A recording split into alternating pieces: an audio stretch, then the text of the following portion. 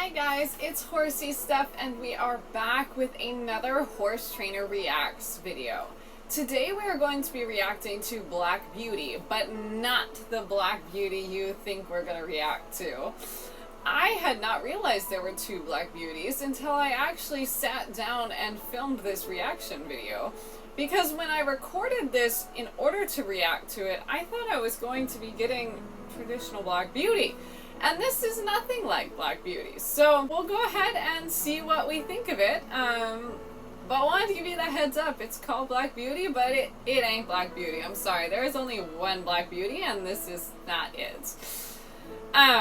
Just typical horsey, trashy horsey movies. So anyway, if you could leave a comment down below, hit that like button, and subscribe to my channel, that would mean so much to me. And let's go ahead and jump right into the movie. Black Beauty. I was led to believe this was Black Beauty. My name is Audrey. I spend most of my spare time volunteering at the local animal shelter. I don't really fit in with the other kids. I can totally relate to that. Not fitting in with the other kids in high school, that was totally me. I've always been an animal lover and I spent every moment I could at the barn. Didn't really have high school aged friends. I had friends, but they were all, you know, older barn people. So that totally makes sense to me. Just the high school vibe is not for everyone, and I think a lot of us animal people just don't quite fit into that vibe.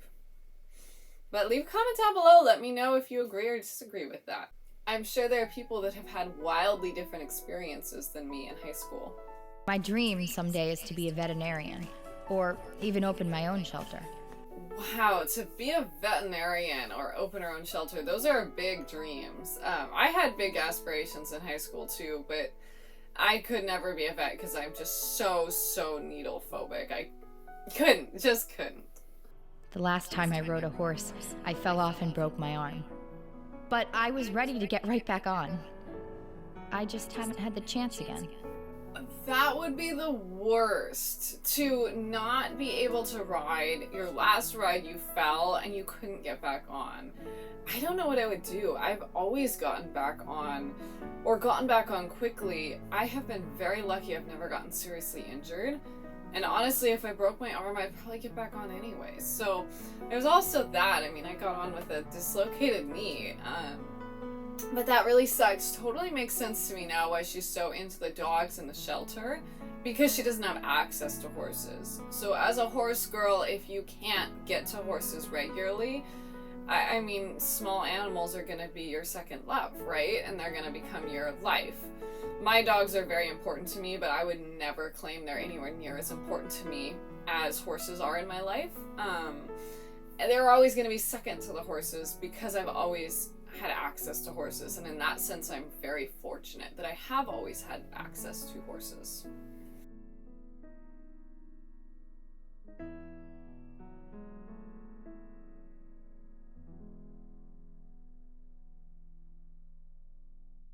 Wow, so a horse sitting at the shelter, I imagine you don't see that very often in a non-rural area. As though he was afraid of the sun. So that's interesting, a horse that's basically been inside, locked inside and not properly cared for, taken out. I could see how a trailer would be more comforting to that kind of horse that's not used to the bright sunlight or anything out there. I bet their eyes have adjusted so much to the dark that he literally can't see outside anymore. It's been so long in the dark. I mean, I can't imagine if you haven't seen a bright sunny day in eons. Like, that's going to be extremely blinding. That being said, this horse doesn't actually look scared at all. He looks minorly impatient and ready to go, so I don't think they've portrayed that well. I would like to see a little more drama for a horse scared of going outside.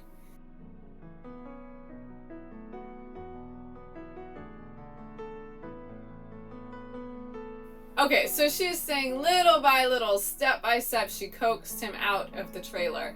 However, she asked him to take a step, and then she asked him to take a step back. And then he went to take another step and she said, no, not yet. So really she's just manipulating that lead rope to make him hesitate coming out. Very obviously doing that as well. So again, they're really not portraying scared very well. I'm curious if the horses continue to not meet my expectations of what they're saying the horse is doing. We're like 3 minutes into this movie, and she's voicing over everything basically, which already makes me nervous, because if you need to voice over something in a movie, it's because you are not portraying it very well. And so the fact that she's voicing over this makes me feel like the filmmakers know they did a bad job, and they're trying to tell a story regardless of the fact that the film doesn't actually tell the story.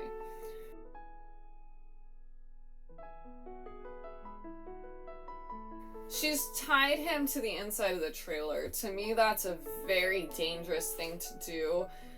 I think for this scene, it does actually make sense because you have an opening to the trailer. It looks like it's a side load ramp, nice wide side load ramp.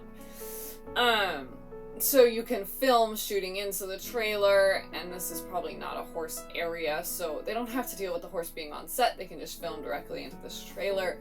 And so tying him right by the doorway makes sense, easy. You can get good lighting that way, shine all the bright lights in the trailer. However, if that horse isn't going to tie there well, he can walk partway down that ramp and then fall or get stuck halfway off the ramp because he's tied directly at the door. So that seems like a very poor choice of a place to tie the horse. And also she's tied him so long that he could perceivably get his foot over that rope and get caught. So if you're going to tie a horse, you always want to think about keeping that rope snug enough that they can't get their foot over the rope. And if you are going to leave it loose enough that they could, say, reach the ground, which is certainly too long for them to not be able to get caught in it, you don't want to hard tie them. You want to maybe wrap the rope or something similar so that it will break if they did put their leg over. But this rope is extremely loose. It is definitely hard tied. Could have a breakaway that it's tied to, but you don't want to rely on a breakaway for a horse getting its foot over. So it's just poorly tied. There's nothing on the ground for the horse to get to, so no reason that the horse has to be able to reach the ground either. And see, he's peering out of the trailer. That would make me very nervous. I know. Here. Okay. We're gonna make you... Alright, so she picked like the most common spot for a horse to be like, oh, when you come up and kind of sneak the brush up right behind their eye, and he kind of did a little jerk. I have had so many horses that do that. It just surprises them. They're not even head shy horses. It can surprise them when that brush just appears on their temple and they can't see particularly well right there. So it kind of comes out of the blue a little bit. Versus if she'd brought the brush to the front of his head, I bet he wouldn't have cared at all. So there they did manage to portray him being a little startled by something around his eyes, despite the fact that I don't think this horse is scared of absolutely anything. She just did startle him a little bit. And then she was really overly aggressive by his face, which a lot of horses don't like as well. This grooming time is the best. I absolutely adore just spending the time grooming and loving on them and getting them all clean. And as a rescue horse, I'm sure he really needs that attention. Although he really doesn't look that bad. I mean, he looks like he's super clean, maybe rolled in the mud or somewhere kind of wet and sandy. I mean, it's not coming off that bad, so...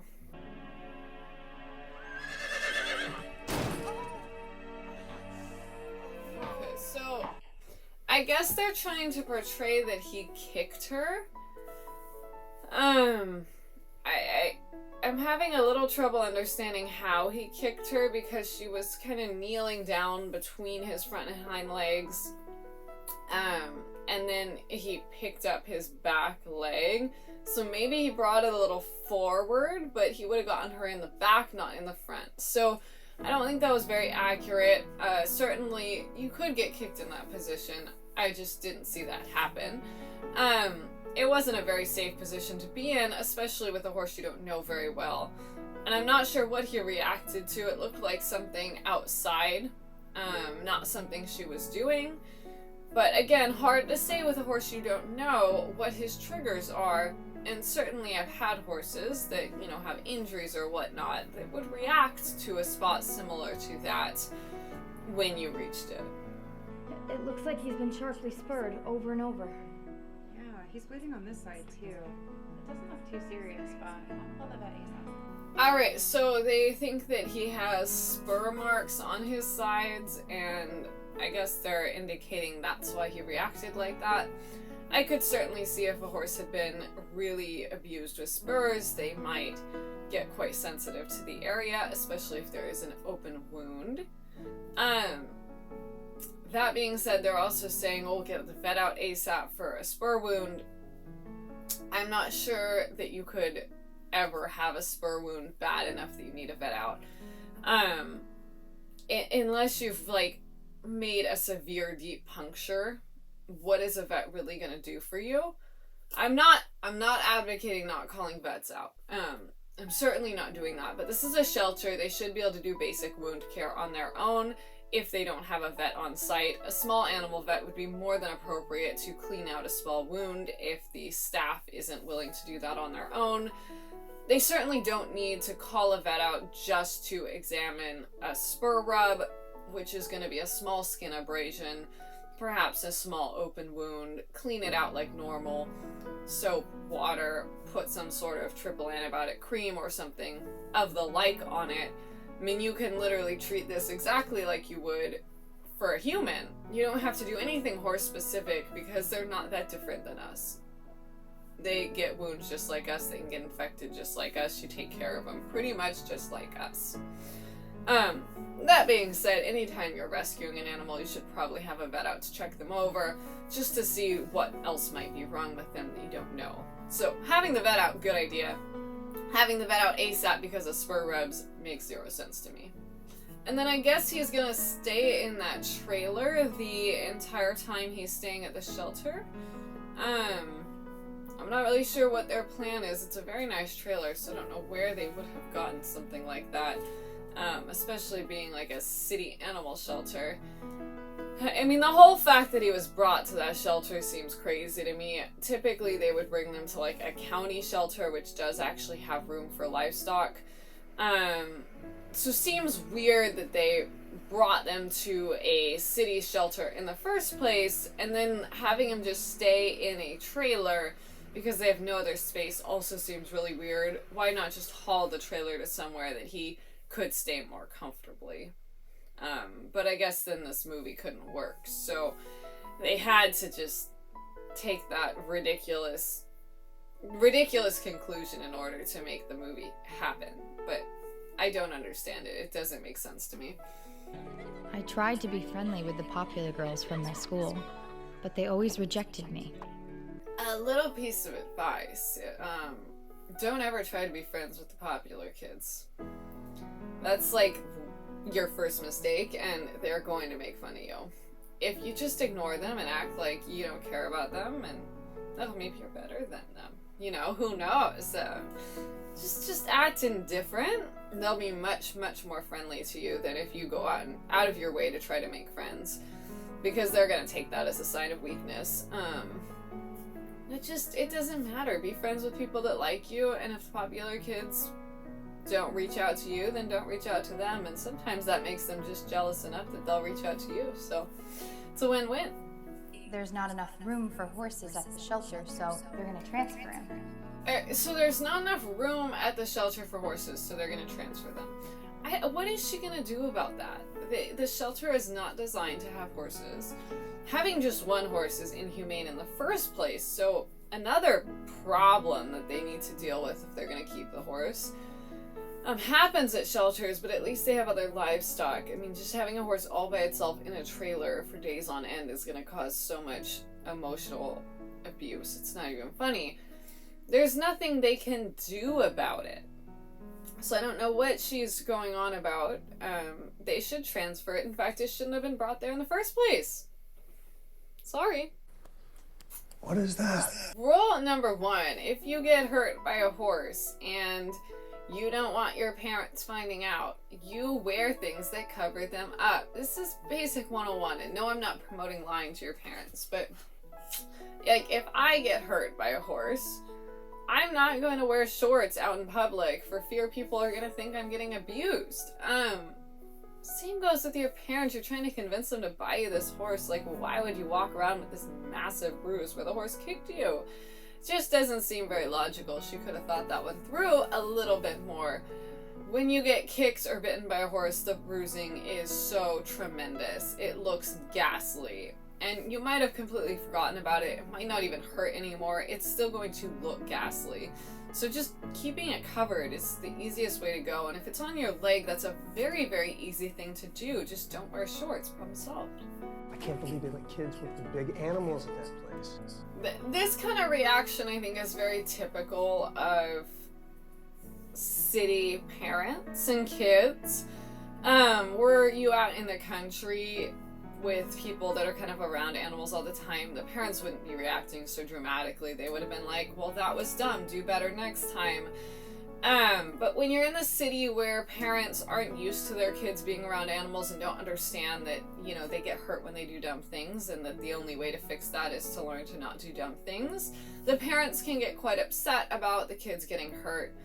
It's something as a riding instructor I struggle with a lot. And you know, it's very little things. Like, I'm not talking like I have a kid fall off and break its arm. I've never had that happen, thank God. Knock on wood. I hope that never happens. But I would get why a parent would be upset about, like, that degree of injury. But when you're talking about, like, the kid's foot gets stepped on, and I mean, it hurts for a little bit. They cry, and they can walk on it just fine. Everything is fine. It has some gnarly bruise. Like, that's just being around horses. And there's little ways in which you're going to get hurt all the time just being around horses that you learn to avoid as you're around them more. And, you know, you still get hurt. I mean, I get hurt all the time. Not all the time, but I mean, it still happens. It's kind of part of just being around them. They are so big, they can hurt us so easily without even thinking about it. You can work at the shelter, but no horse. But Dad. I agree. That is not fair at all that he just said she could work at the shelter, but no horse. It's so, so unfair that he's taking away something that made her so happy. Just because she got hurt, it's not a good reason to say she can't work with a horse. I mean, she's perfectly fine. Perhaps he instead wants to say, you can't work with the horse by yourself, you need to be supervised. That I could see as maybe a compromise. But also, I don't see the problem with her working with the horse. She made a silly mistake. She got hurt for it. I'm sure she'll be more careful next time. She's not a small child. Remember when you fell off Grandma's horse and broke your leg? I was 9 years old then, Mom. Alright, so did she break her arm or did she break her leg? Because I'm pretty sure in the beginning of the movie they said she broke her arm. Maybe I'm wrong. I don't think so, though. I'm pretty sure it said arm. Because I also remember saying, if I had a broken arm, I would probably get back on. If I had a broken leg, I'm significantly less likely to get back on, just because logistically it's very hard. I did get on with that dislocated patella, and I can tell you that was extremely hard, excruciatingly painful, and something I honestly probably wouldn't do again. I just really wasn't thinking clearly at the time. That was probably a mistake. A broken arm doesn't seem so bad to me. Alright guys, I hope you enjoyed that first part of Black Beauty. That is not Black Beauty at all. I swear to God they had to have named this movie Black Beauty purely to get people to watch it thinking it was actually Black Beauty, you know, the timeless classic we all know and love. Anyway, I hope you guys enjoyed watching it. It's certainly an interesting movie. Lots of stuff to react to, so I look forward to finishing it with you in a couple more parts because it is quite a long movie. But anyway, I hope you guys have a great rest of your day, and I will see you all tomorrow. Bye!